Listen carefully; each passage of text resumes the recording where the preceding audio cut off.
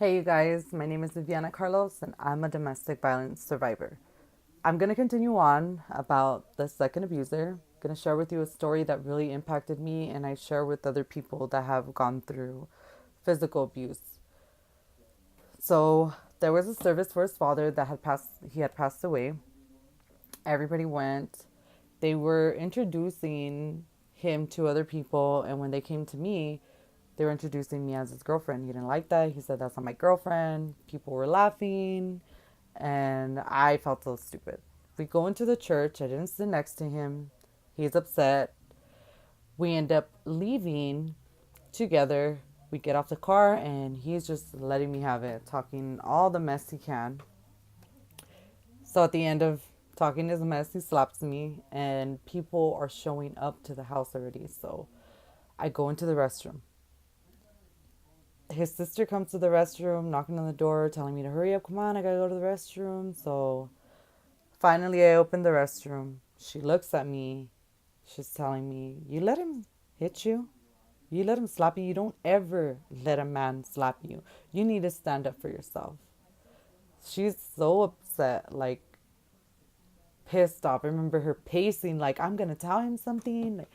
And I was just telling her, like, "No, no, no, no, no. Just leave it like that. It's okay. Like, it's my fault. Don't worry about it."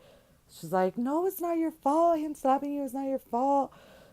So he's in the kitchen. He's telling her, "Stay out of it." She's not staying out of it. She's pissed off, telling him stuff, and she's telling him, "I dare you to hit me." He was not doing anything. He was just staring at her. And she's like, "I dare you to hit me. I'll stab you. I'll bury you." And he did not say anything. We end up like leaving. I'm right there scared, like, oh my goodness, he's gonna beat her and it's gonna be my fault and I'm gonna get hit again. And so I could not believe what I was witnessing. This smaller girl, she was petite, she was older than him, yelling at him, screaming at him, threatening him, and he would not do nothing. And I'm bigger than her. I don't say a word to him. I get slapped. So her anger doesn't come from knowing how to stand up for herself since the beginning. Her anger comes up from abuse that she went through growing up from a child. She wasn't going to let anybody disrespect her. And she was going to tell you what you should do. She was going to tell you not to be letting yourself getting hit. And I couldn't believe it. I couldn't believe that this guy was so quiet to her. After this, I took a lot out of it. And I realized that I ended up becoming her. I ended up becoming angry.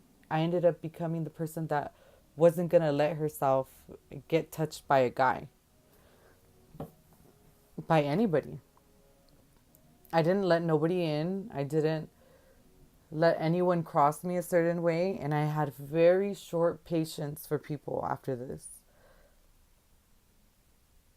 So, what I want to share with this is, of course, you shouldn't let yourself get hit. Of course, you should stand up for yourself. But what I realized was her anger came from years of abuse.